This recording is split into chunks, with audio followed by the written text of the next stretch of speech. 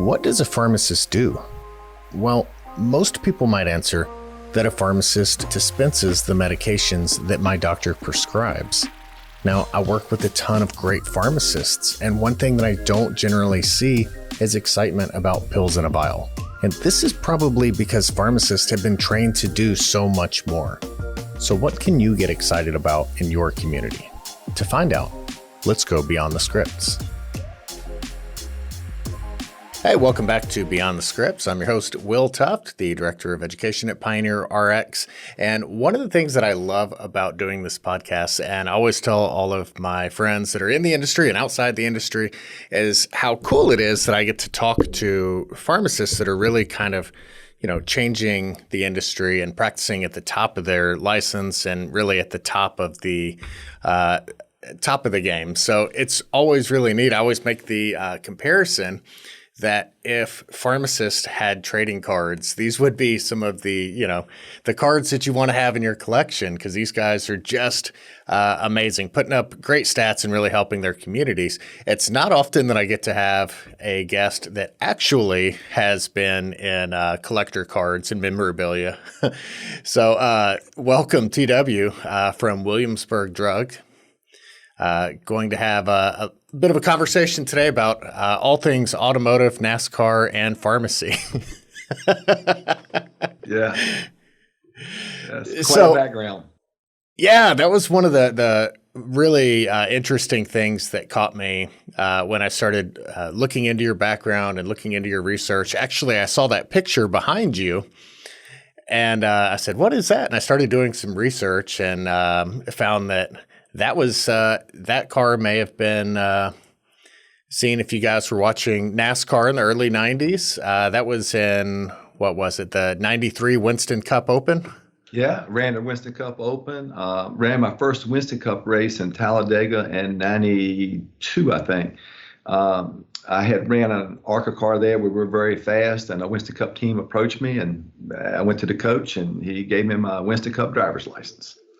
And had to do some things, of course, but I got the license, and the plane behind me has an interesting story as well. It was my the plane we used for my race team. I'm also a pilot, and that plane it belonged to Mario Andretti, and he sold it to Cale Yarborough, and I bought it from Cale. So, oh wow, quite the story, yeah. That is neat because so I went through and looked at some of the rosters for the races that you were in, and I'm not a huge NASCAR fanatic, but enough of a casual observer that I could recognize these major names like Sterling Martin and Dick Trickle and Jeff Gordon and Kenny Wallace and Dale Earnhardt, Kyle Petty. So to share that same stage is quite a feather in your cap. It was fun. It was fun. I was definitely not on their level, but it was nice to get in the show anyway. Yeah, for sure. For sure. I mean, that's the best of the best. So are you a car guy still, or are you more of a competition guy and it happened to be cars? Kind of both. I don't really have a lot of cars anymore. I do still fly. I have a twin engine Cessna that I fly a lot, and I enjoy that. I may start doing a little bit of driving. I have some friends that are racing at some of the road courses like VIR and stuff. So I've been invited to do a little of that. So we'll see. Yeah, that's interesting. There's quite a few of the pharmacists that I talk to that do some road course racing. Even a couple of guys on here. Actually, one of the guys in kind of a similar path who's really big into functional medicine, Josh Remini, is also a road course guy. Well, it's good to test your limits, to see what you can do, and that's always fun. Yeah, it's one of those things that I feel like if you're high performing and levels of your personal life, it's probably going to trickle over into whatever industry you find yourself in. So that is a unique crossover. I found an actual memorabilia card, an actual playing card, Topps, collector card, and on the back it had a brief biography and mentioned that at the time you were actually a pharmacist somewhere. So I guess you were doing those simultaneously. So tell me a little bit about how you got into pharmacy when you weren't racing cars. Were you racing the delivery car at the local pharmacy? I grew up out in the country, and I guess if you grew up north, you play hockey. Well, in our area, everybody raced cars, and so Yep. I kind of grew up in that atmosphere. And some famous race car drivers like Lenny Pond, and they used to have a bunch of guys in Richmond, Virginia. Ray Hendricks won hundreds and hundreds of races and stuff, and Sonny Hutchins and these people. And so they were kind of my idols growing up, and I got to racing as a hobby, and it kept progressing. At the same time, I owned a couple of pharmacies and a home care company that I had started. And the home care company, we did everything from babies on ventilators at home to TPN, chemos, PCA pumps. And so it was quite involved. We did pressurized systems for BPD babies. We did AIDS, a lot of AIDS stuff. We did aerosol aspartame back in the early days, and even blood transfusions at home. My home care company was the first home care company accredited in the state of Virginia by Joint Commission. And so always been on cutting edge. Kind of got out of pharmacy when I got really into racing.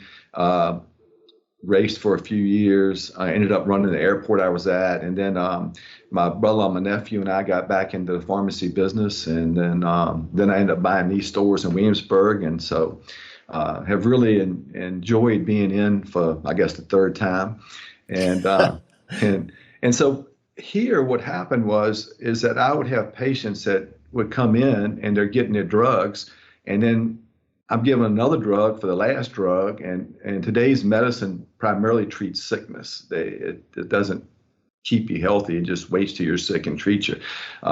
Example is I have a friend that said his doctor wrote 8+ on his labs. So I said, let me see him. And the very first lab was his fasting blood glucose. It was 119. Well, he's pre-diabetic, and they're just going to wait till it's 125 and give him metformin. And that's today's medicine. And then so when you're giving them the PPIs or whatever, they're causing deficiencies, so you don't feel well. And so it became our job is to fix the deficiencies so that your metabolic pathways work correctly, and then generally you don't need drugs. Yeah. So how do you think that came to be? Is that one of those things where it comes down to insurance, it comes down to payment models where until you reach a certain threshold, it's not a problem. And then all of a sudden it's payable. Now we can throw an ICD-10 code at it, or, do you think it's, just an oversight? Where does how does that happen in healthcare? Well, my opinion is that today's medicine is set up to operate just like it's doing. One disease, one drug. The average physician gets 30 minutes of nutritional education during his whole career. And so, as Hippocrates said 2,000 years ago, food is medicine and medicine is food. Today's American diet, you eat an average of 3 pounds of sugar a week. It's highly inflammatory. Today's wheat is short stalk wheat, has 9 times more gluten, so it's very inflammatory to your gut. So what's happening is that the nutritional value of food, to give you an example, and I have all this documented. I talked to a guy that he's a PhD in minerals, just minerals. And if you bought an apple in 1914 and 1992 to get the same nutritional value, you have to eat 26 because the soils are so depleted. Same thing with vitamin C and spinach, vitamin A and beef. All these soils are depleted. So even if you try to eat right or eat organic, you're still not getting the nutritional molecules you need in the pathways. And kind of how I got here is I would have a woman come in, and she'd be postmenopausal. We would do a ZRT saliva test. I knew exactly what her hormones were. We would communicate with the doc. We'd make the perfect hormone replacement plan. And in 2 weeks, we'd check on her, and she was worse. Made no sense. And so what we would find out is that we had to fix the deficiencies, whether it was adrenal fatigue or whether it was a B vitamin deficiency. So, like us guys, if you're giving a guy testosterone and he doesn't have boron and vitamin D and zinc and all these other supplements that you need in the metabolic pathway, it won't work right. And so you don't get to utilization. And a great example is a Krebs cycle. Every cell in your body has to make its own energy. If you don't have all the nutritional molecules in each place in the Krebs cycle it needs to be, your mitochondria are going to work as well. And so that's how we got started into it, and it just kept going. So now we have a phlebotomist on staff. We do urine, stool, and saliva testing. Dr. Jamie Reed is a full fellow in functional medicine through A4M, and her entire job is to see patients. Like today, she's here seeing patients, and she'll see 6 patients a day. We charge $225 an hour to consult, and that's probably too cheap. And, we talk about ICD-10 codes. Today's practitioner is being yelled at because they did not get all this ICD-10 modifiers or CPTOs correct. And if they saw 25 people today, they want to know what you can do to see 30 tomorrow, because there's some similar in medicine. And pharmacists are in that perfect position. We see the patient an average of 30 sometimes a year. When they walk in, we should be the wellness center for them. We should be developing, most people want a retirement plan, which means a financial retirement plan. We should be developing them a health retirement plan, so when they get to be retirement age, wherever that is, they're their healthiest. The most important currency in life is your health. And your patients are either working on staying healthy now, or they'll be forced to work on the illness later. Yeah, it's definitely one of those things that you kind of don't even think about until it's too late, until there's a problem, until you start hurting. The fact you mentioned about the apples is really interesting too. I think that's something a lot of people overlook, and it's probably like even scarier than global warming, but just the world's topsoil issue with single crop farming is really kind of scary, and how mass food production has changed the quality of our food over the years, and even food that we think that we're kind of eating healthy because it's marketed healthy. These are sun chips; they're healthy, right? Or these granola bars that are packed full of sugar and all that stuff. And then you also mentioned something interesting about the gluten, because the argument is we've been eating bread forever and nobody's ever had gluten allergies, but it's not necessarily the same thing. So it seems like you've really taken a lot of just the diet concerns that we should be thinking about, and we're probably not, most of us, into account, and then taking that even further by breaking that down and showing the proof. So where did you start that process? Like, at what point did you say that this needs to be part of our business? Because it seems like early on you were doing that, even before racing. You mentioned you were in some really interesting specialty areas that back then you didn't necessarily have to be. Reimbursements were pretty good back then. You could have made a good living filling bill, but you were really looking at those more complicated scenarios. And the difference now is that we always thought 30 years ago the profit margins were bad, and 20 years ago they were bad, and 10 years ago, and they're worse today than ever. So how can you build a cash business? If I have a cash patient, that patient and my relationship is up to me to win or lose. So if I give that patient, that client, value for their money, then they were willing to pay me that value. Now, that's a relationship that can't be broken. It's not a third party and somebody between us that's going to dictate to me what I'm going to get paid. Now I have the opportunity to build a patient base that's sustainable for my pharmacy using the prescriptions and the patients that are already in my door.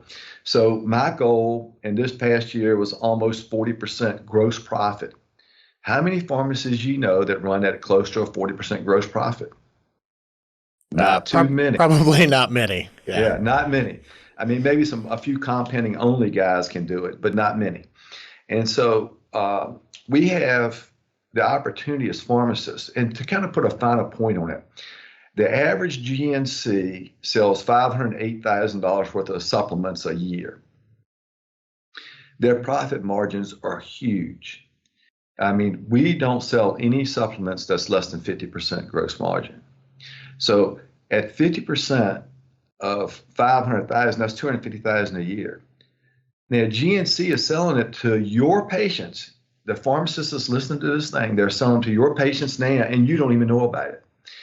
Why aren't you selling them professional grade supplements? You can't sell Nature's Made or Windmill, not I'm putting them down, but they're not professional third-party tested supplements. People like Orthomolecular Robotics Research, Designs for Health is excellent.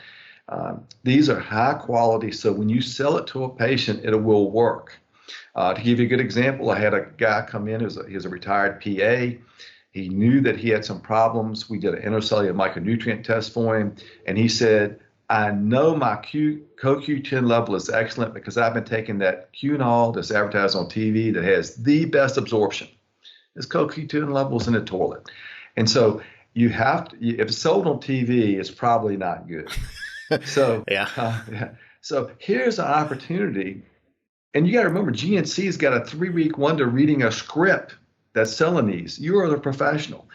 And so when you look at what's available to us, we should become the wellness centers for our patients, and they will pay you for it. And I know I hear this all the time. You don't understand. My patients won't pay. They won't pay the $2 copay. They're not going to spend any money on their health. Well, the deal is they will. And I know they will because they do it with me. And so now let's look at it a little differently. If you have 3,000 active patients in your Pioneer system today, and I consider an active patient as somebody who's bought a prescription in the last probably 120 days, and you asked 100% of those 3,000 patients, would they like to become their healthiest? And you're going to help them optimize their health through these mechanisms that we do. It could be with some testing. It could be with just the top 6 or so supplements that people need.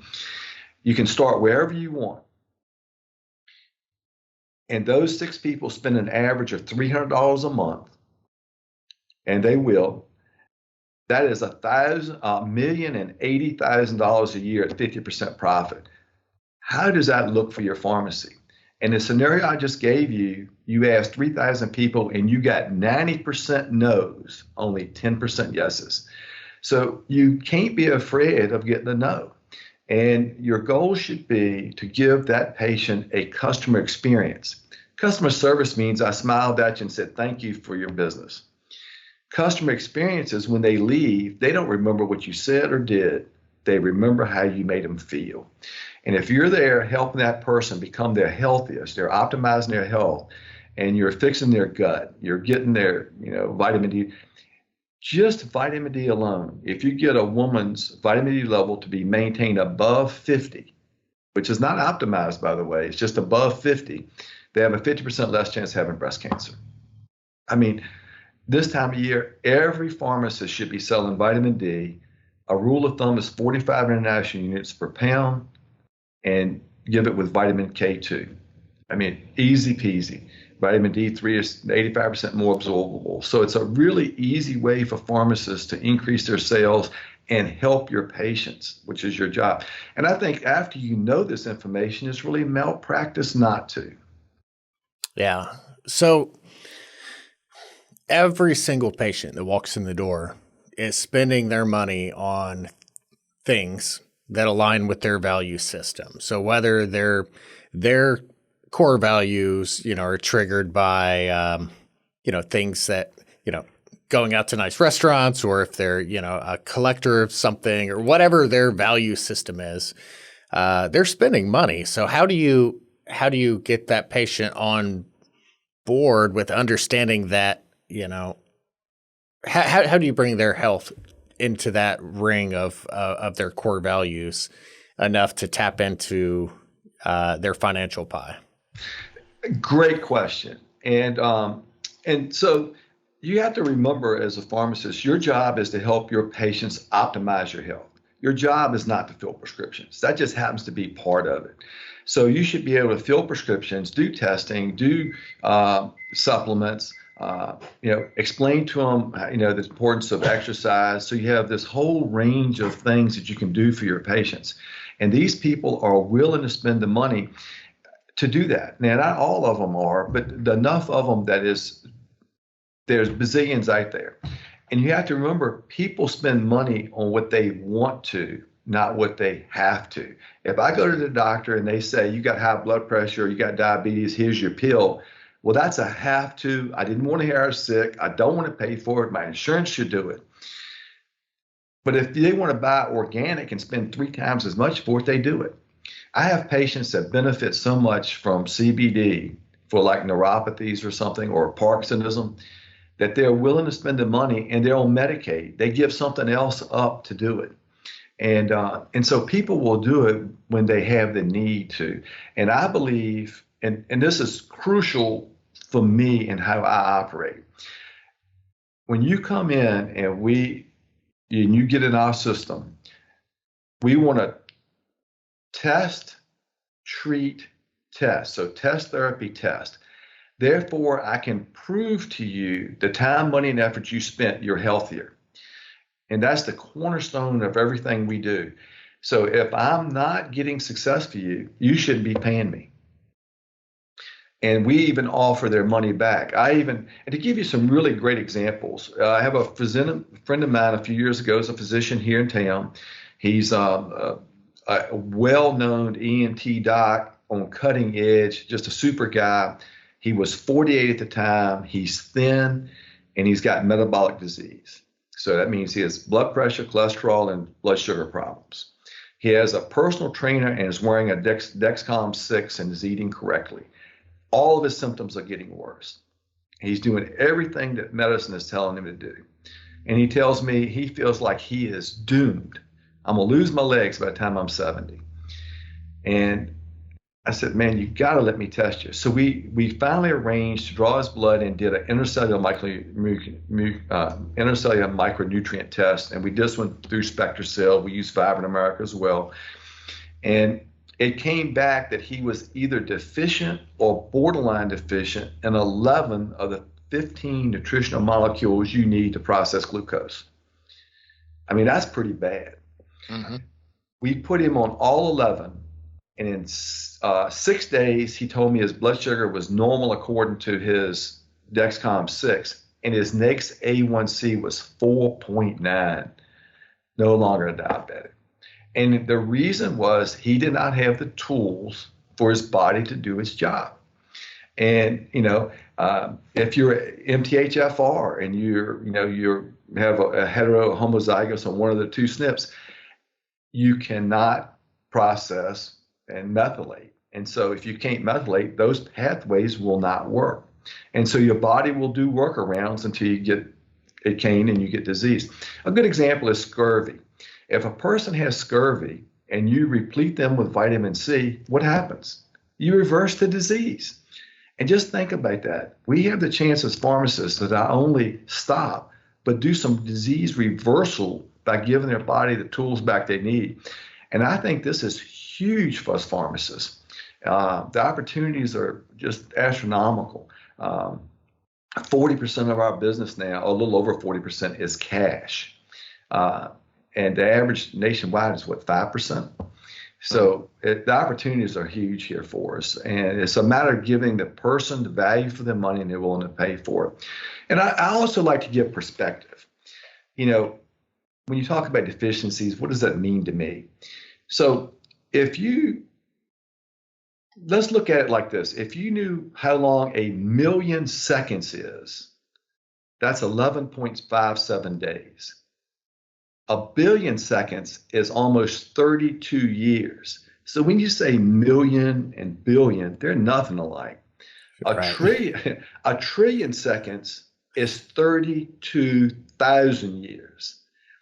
So even though millions, billions, and seconds roll off your tongue like they're the same, they are nothing alike. 12 days, 32 years, 32,000 years. And it's the same thing with what we're doing. A single deficiency, just like the example with scurvy, a single deficiency can cause disease, and repletion can reverse it. So the opportunities we have, PPIs deplete B12, they deplete magnesium. 85% of the people in the country are magnesium deficient. These are things that is your duty to step up and fix. And so that's why we do what we do. And the results for our patients, I mean, I was working as a pharmacist the other Saturday, and I happened to see a lady looking at the supplements, and I went to ask her, could I help her? And she was getting some very specific things that the average person off the street probably wouldn't be looking for. And I said, oh, Sure. you must, yeah. I said, Maybe they'd done some research, huh? well, they could have, but in this Yeah, case, maybe done some Google. Google doctor, yeah. So in this case, they had seen Dr. Reed, our pharmacist that does consults. Okay. As soon as she said that, she burst out into tears, just sobbing. And I said, are you okay? She says, yeah. She saved my life as the only person that actually helped me. And let me tell you how important this is. Talking about Dr. Google, I had a lady come in, and she came to the counter. I was there, and she said, I saw Dr. Google that I have symptoms of thyroid disease. I went to my doctor, and he told me my thyroid was perfect, but I still had the same symptoms. And I said, well, make an appointment, come in, let us draw your blood. So we did all of our process with her. She's paid for a consult. And when we did her thyroid, her TSH was perfect. But we did a T3, a first T3, T4, TBO antibodies, thyroid binding globulin. So we got the whole picture. Her TBO antibodies was 206. She's got Hashimoto's disease, and that was the problem. And so today's medicine is assembly line, get them in, get out, do a TSH and move on. And here we're able to now get her on a low carb, gluten-free diet. TB antibodies went down. Everything went back to normal.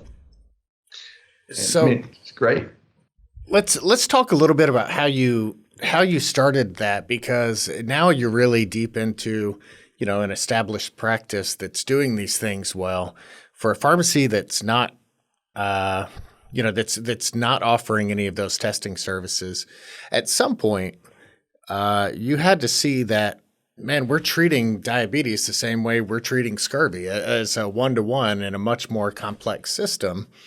I'm going to take these steps with this patient. What was that kind of that first step? And then did you start with a patient, or did you start with a prescriber and say, here's what I want to do. Here's what I'm thinking. Do you want to work with me on this? How did you get started in that? I guess it evolved over time, and we made lots of mistakes. And Sure. so, and to get to where we are now, if I was advising, let's say that a pharmacy out there says, I want to get into, helping my patients optimize their health. What I would do is have them pick a couple of very important supplements and learn those, and just start there. And start building up slowly, because it's it's like eating an elephant. You got to have one bite at a time. And so, and the other thing I like to impress upon all my fellow pharmacists is, what are you willing? You only have 100% of your time. So what are you doing today that you're going to give up to get something more later? Or you can give up a Sunday afternoon in golf and do some podcasts to learn some of this stuff. Are you willing to spend some money to train your staff to do this? What are you willing to do in order to come out the other side with something greater than you have now? And that's the first step, is that you got to have the right mindset that you're actually going to do something. And put the resources, time, money, or both to it. Then if you just pick a few of the major things, everybody needs to be on nitric oxide. Probably you can test them in your store with a saliva test. It's very easy. And that goes back to my therapy, test. So I test you, I treat you with nitric oxide, I retest you and show you that your levels are now the way they should be. And so nitric oxide is a foundational molecule to vein health. And vein health is everything. It's every cell in your body has to get its nutrients, oxygen, get the trash out. If it's not happening, then your body is not optimized. And as you get older, you make less nitric oxide. The L-arginine pathway doesn't work as well. People that use mouthwash kills the good bacteria that makes the enzymes to utilize nitric oxide. So you can jump in with just nitric oxide, get patients off of blood pressure medicines. People that the PD5s are not working for, generally it's because they're nitric oxide deficient. Vitamin D, fish oil, magnesium, zinc, these off the top of my head are just great places to start. And you don't have to start with that many. Just start with one or two and help your patients become healthier. And the reward from that is just tremendous. You can do a blood spot in your pharmacy to do omega-3 levels, A1Cs, all that stuff is available to you right now, and your patients will pay for it. Yeah, so would that be like starting out with the SpectraCell micronutrient test, something of that nature, or? That's a little bit advanced. Okay. I would probably start with just some simple blood spots. You can do a finger stick, send off, get a vitamin D level back. I mean, nice and simple. Your patients would like to know, would you like to know your vitamin D level, Will? I'll be happy to test it for you. Have results in a few days. We'll know how to dose you for your vitamin D so we can optimize it. And vitamin D does 300 and some things in your body. And it helps to even prevent cancer and Alzheimer's. So it's an important one. So why wouldn't a patient want to do that? And so I think it's $39, $40 to do the test. You make a little something on it, and then you get the personal vitamin D, and they'll take it from now on. So at that point, would you be looking at specific disease states or medications for vitamin D, for example, or would it be really anybody with chronic illness? Both. Because as you know, during COVID, vitamin D was essential. People that had a good vitamin D level did not get COVID or did not get it as bad just by vitamin D levels. Interesting. So when you have a new patient come into the pharmacy, is that part of the kind of patient onboarding? This is how we do things at Williamsburg. We like to get some baseline tests to know how to best help you. And then that initial chronic disease state or that initial prescription is going to open the door just to build that relationship and offer all of those services. Then that prescription that you may have had, $1 profit on now is potentially leading to a $40 point of sale test or point of care test or something you send off, or is that, just a over-the-counter supplement? But either way, both of those are going to have, much higher profit margins and then build that stickiness with the patient as well. Exactly. So again, it's how do you run your pharmacy? Do you have a huddle every morning? Do you make sure everybody is on the same page? Are you giving them training? So like vitamin D is a great example. Let's say the person wants to get tested, great. If they don't want to get tested, give them 45 international units per pound, give them vitamin K2 with it. That's usually 5 or 10,000 units. Give that to them. And your staff knows to ask all the patients, especially this time of year, how's your vitamin D level?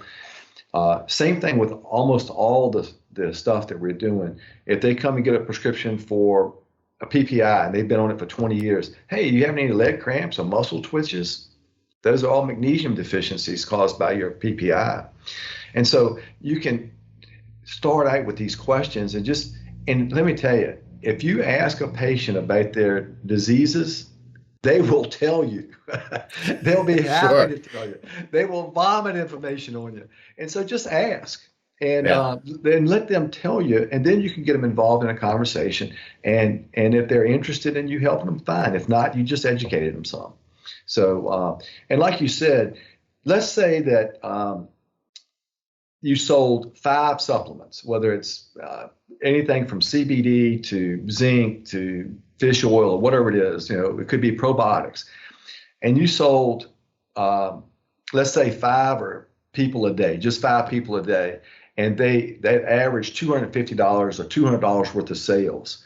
Well, if it averaged $200 worth of sales, you're talking about adding about $2,000 to $2,500 to your bottom line that month. And those people will come back and repeat by next month. So now you're building. So 2,000 this month, 3,000 next month, 4,000 the next month. So because not everybody's going to stay on. They'll forget to buy, but as time goes on, it keeps building. And so, we're hundreds of thousands of dollars a month in non-prescription sales. So if you go through the process with the patient to onboard them, to educate, to ask questions, and really see what's that patient is experiencing and how you can help. What happens next month when they come in for a refill, and how do you make sure that that's not a one and done sale on that supplement that you sold them? How do you make sure that you continue that therapy with the patient? Perfect. That's a perfect question, Will. So think about this. What is the first person a person's going to say when they come back in and they took their vitamin D? They're going to go, I didn't feel any different. How do I know it's really working?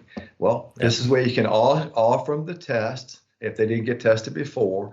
And you can say, well, I can show you that you are better because you did this if you'd like to do this test. And that's why I believe so strongly in test therapy test. And it's actually teaching. It should be a fourth T in there because you're teaching them how to be healthy. Again, your job should be to develop a health retirement plan so that the person has the ability to stay or become as healthy as they can. So for instance, if you're a 90, I want to help you become your best 90. If you're 50 and you're overweight and you have some bad habits and I want to help you fix those things so that you can be your best 60 and 70. And if that becomes our attitude, then it's more than just, here's your prescription and here's the side effects. Because you got to remember, not only is the food depletions a huge problem, but the drug depletions is also huge. And so you're depleting the people two ways, not one. And this is, I think, a golden opportunity for independent pharmacy. I believe this so strongly that I would be willing to bet you if we could get to 20 and get us to 30,000 independents, you could go to people like Amazon and say, which is, by the way, spending well over $100 million a month in sick care. They call it health care, but it's sick care. They would pay you to keep their people healthy. You could provide health, and they'd be happy to pay you. You got to remember, Amazon and Berkshire Hathaway went together and spent billions of dollars to try to get their employees healthier so they could work better. And guess what? It failed miserably. So these companies would be more than happy to pay you, and because the insurance companies are working off of data. So if you have a pool of 15 in your pharmacy and you send it in, they're going to come back. They don't have any data, so the actuaries are going to have worst case scenario. But if you could prove to them just one thing, that all of them's vitamin D levels above 50, I think 75 or 80 is optimal. But if it's above 50, now they can use that in the actuarial tables to get you better rates. So the opportunities for us pharmacists are just so huge. I mean, there's so many, I can't take advantage of all of them. You've got to pick and choose and get it down to the 2 or 3 things that you can really execute on those. Yeah. So it sounds like that is definitely something that you guys have expanded over the years. If you go to the Williamsburg website, you guys have quite a few different tests that you've grown into now. You have some staff members who are really focusing on that, which goes back, I guess, to what you said is, what commitment are you willing to make to make that a reality, rather than just something you're excited about talking about doing maybe later. What business are you in, right? Are you in the health business or the sick business? Yeah. Well, what's interesting too is that, so many pharmacies right now are struggling because reimbursements are low and they're looking for ways to help their bottom line. And this really seems like a win-win opportunity to better serve your patients and go into the pharmacy excited about what you're doing every day. I mean, the energy level and the passion is a lot different in this conversation than it is talking about, DIR fees for sure. Well, just think about it. If every independent just on the antibiotic patients sold them some Saccharomyces boulardii, it's about, I use Bike's research, it's about $22 a bottle. I can sell that to them, make 11. That's more than I made on the prescription. And I help the patient because 1 out of 9 get diarrhea and 1 out of 28 get C. diff. So you're able to prevent those things. And so these are simple things that your staff can do. And bag stuffers usually get thrown away. So if you make a personal note, Ms. Jones, please ask me about a probiotic TW. That's what I put on the bag, write it on there by hand. And then I had a lady the other day that called back and was pissed because we didn't call her and send the probiotic with it on the delivery. Why did you? So then we had to go back to take it because my staff didn't call them. And so that shows you how successful these little things are. Yeah. So we talked a little bit about kind of your processes before we started recording on, your monthly med sync and your adherence packaging. How have you found that adherence packaging can help you link those over-the-counter sales over time? Oh, yeah, that's the big new project that we just started about a month ago. So, you know that nationally, if you're getting a statin, most patients have it filled maybe 8 times a year. So you're missing refills. And so we try and do all this compliance stuff to get people to not miss the refills, right? Can you imagine how poorly compliance is with supplements? Because they all run it at different times. This bottle you take, runs out in 6 weeks, this one in 4 weeks, that one in 3 months. And so it's hard to, even me at the pharmacy, forgetting to get them on the way home, and I ran out of one of them. So compliance packaging for supplements, I think, is perfect, because now what I do is if they sign up for compliance packaging, we give them a 10% discount. That's the only time we discount supplements. And I do that so that they will be encouraged to get a box. Now, we happen to use the Uyama 3, Latria 3, and it actually puts a stripe that color codes it. So for morning, evening, night, and at noon. So now we send them a 28-day box. And so a couple days before the box runs out, well, actually probably a week before we call them, and then a couple days before we rerun it and send it to them. So they never run out. The box shows up, and then they are all in order. So they can just tear their little strip off and take the morning or take a week's worth on vacation. And we're really excited about that. The other thing that allows us to do is now go back to the manufacturers. Instead of buying bottles of 30 or whatever they come in, I can buy a bag of 5,000, get a discount from them that I don't have to pass along, that increases our profit margins. So it's some real ways to win in this. Yeah. So it sounds like at that point, you're also taking it off of the point of sale clerk's plate and bringing it back to the bench, because at that point, you're putting it in the system as a prescription. You're able to account for that in their regimen and interactions and all of those things. But then again, make sure month after month, they're consistently taking those medications. I mean, it's a win-win-win. You can't beat it. Interesting. So yeah, I know a lot of pharmacies that are finding different ways to trigger that point of sale reminder. If you add a medication as a other drug, other medication on the patient's profile, you can set that reminder at the point of sale. But I love that idea of actually buying bulk, stocking it like any other medication, and then having that consistent, which also allows you to lower the price for the patient because you're not going through the point of sale packaging and everything from the manufacturer.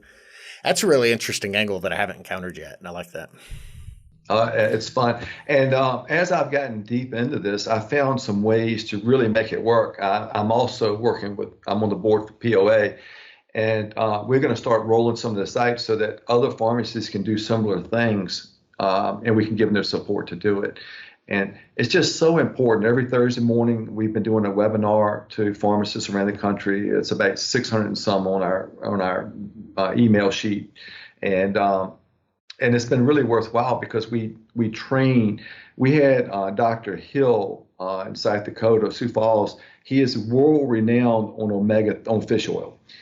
He gave us a 6-part series, and we've got it saved. We had Norbert, doctor. He's a doctor from AT&T that's an expert on minerals, and did a 6-part series on minerals. It was fascinating.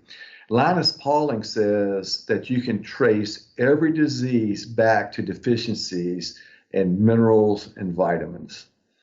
Wow. And I mean, that's how powerful this stuff is. And that's why I gave the example of a million, billion, and trillion, is that what deficiency is keeping you from being your best.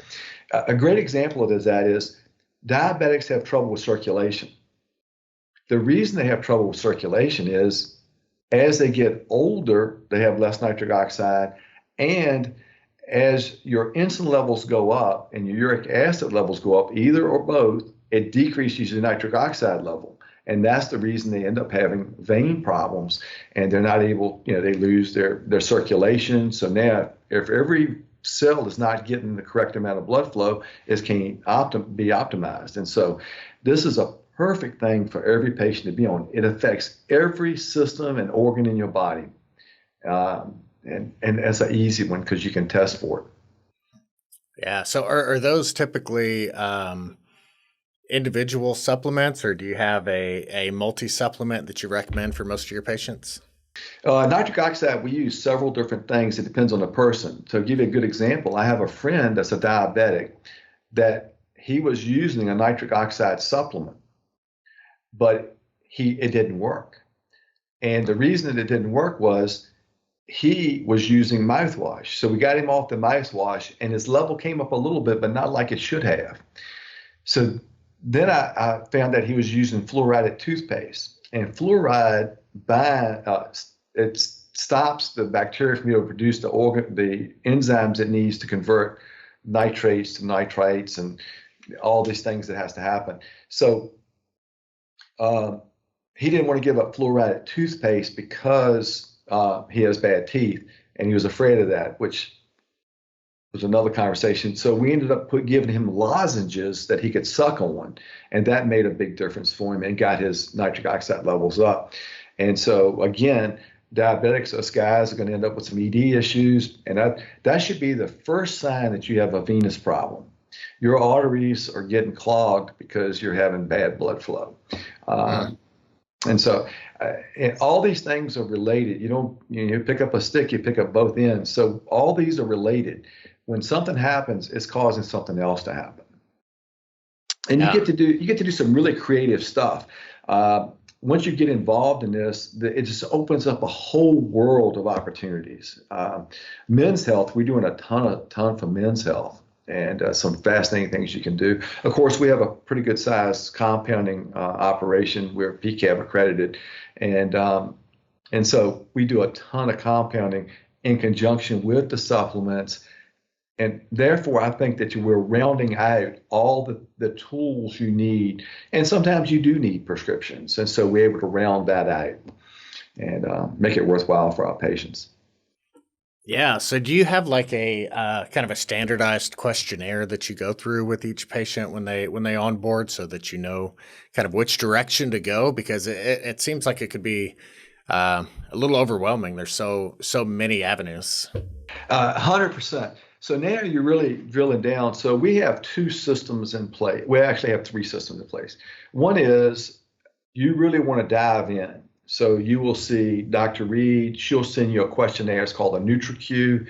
It has over 300 questions, but it's pretty easy to do. You'll schedule an appointment, send her all your labs if you have any, and she'll do an initial visit with you and come up with a plan for you based on your budget and what your disease is, and we're trying to fix. But let's say that you're pretty healthy. You just kind of want to get a baseline of how healthy you are. Then we have a program that's just a few $10 a month or something. You can come in and we'll put you through a battery of about 8 simple tests that you can do, like a vitamin D level and nitric oxide or pH, just some simple things, blood pressures, blood sugars. So we can get a baseline of where you are, and then we can retest you and give you supplements based on your test results. That's nice and simple. Or you can just do a la carte, help somebody with their vitamin D, help them with the nitric oxide, help them with fish oil, omega-3 test. Those are three really great ones because they're critical to good health.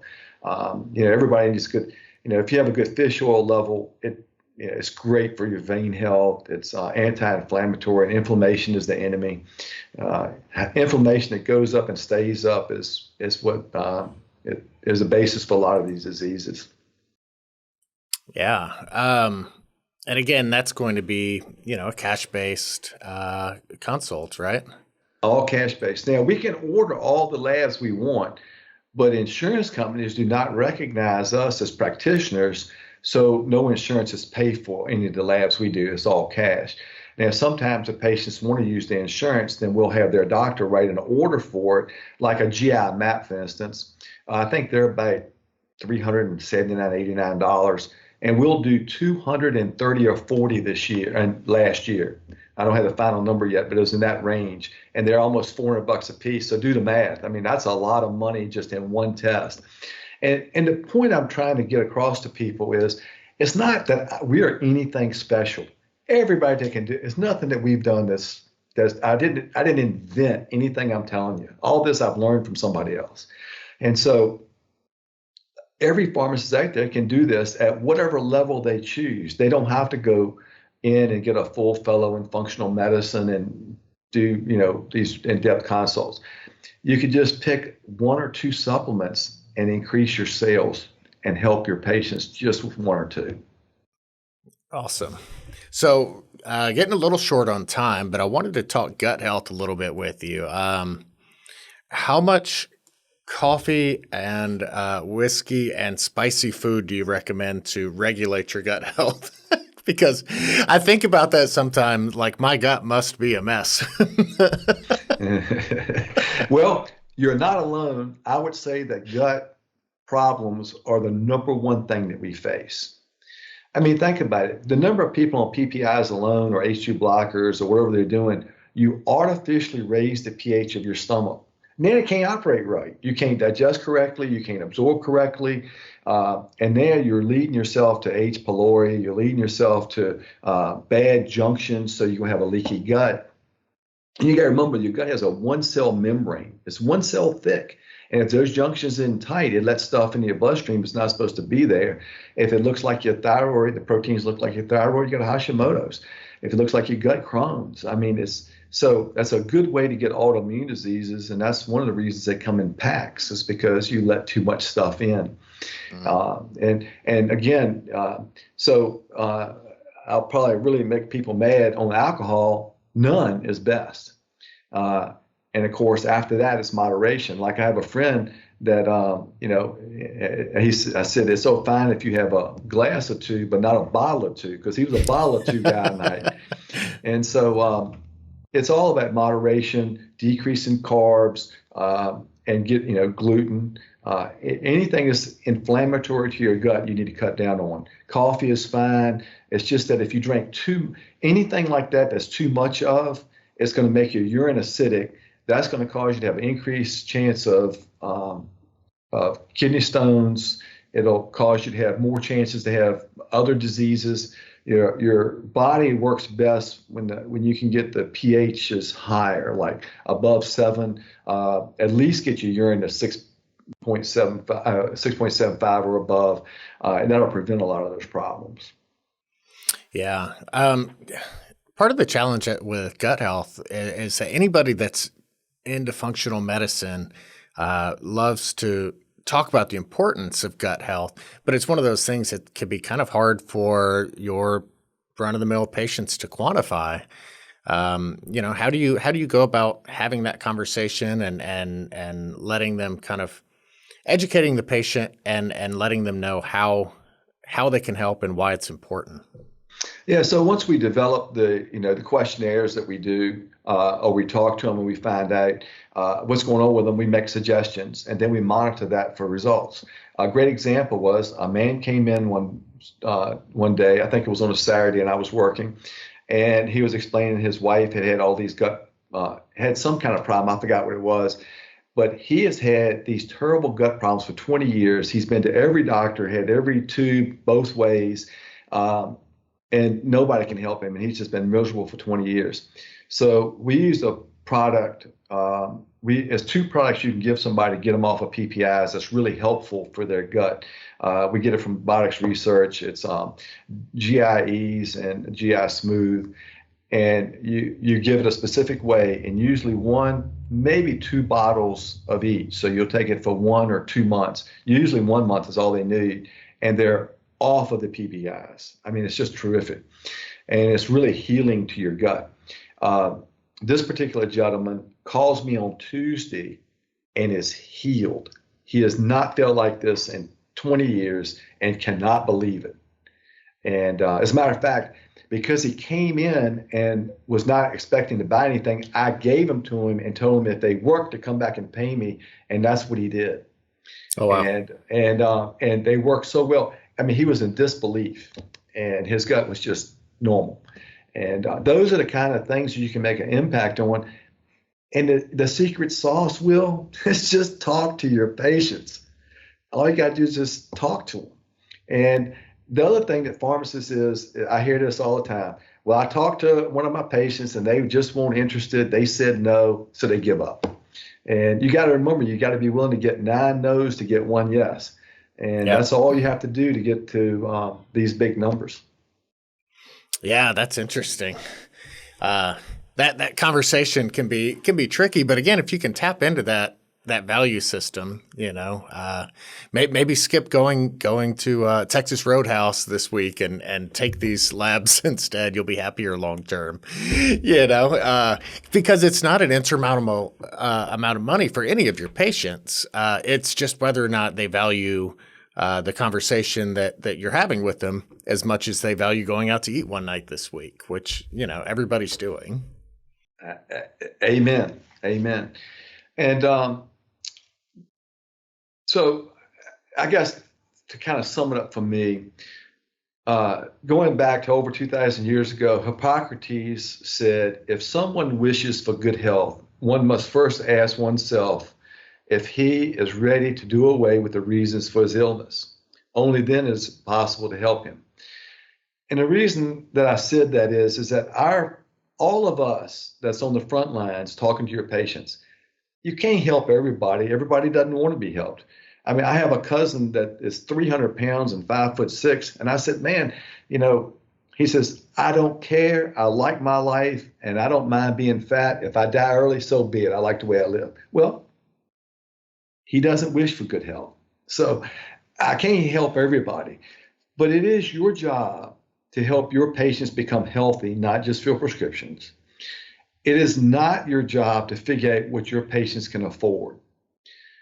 Just think if your lawyer decides not to tell you information because he didn't think you could afford to do it, so he decides not to tell you. Well, that's just malpractice. It's wrong. So we need to tell our patients the best things for them, and it's up to them to figure out what to spend their money on.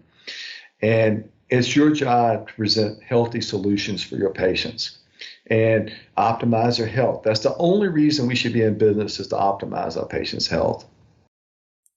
Yeah, I think you can take that quote back on the pharmacy business side as well. If you're an independent pharmacy that's struggling with margins and struggling with your bottom line at the end of the year, looking back at 2022, maybe how can you improve that in 2023? You're going to have to make some changes.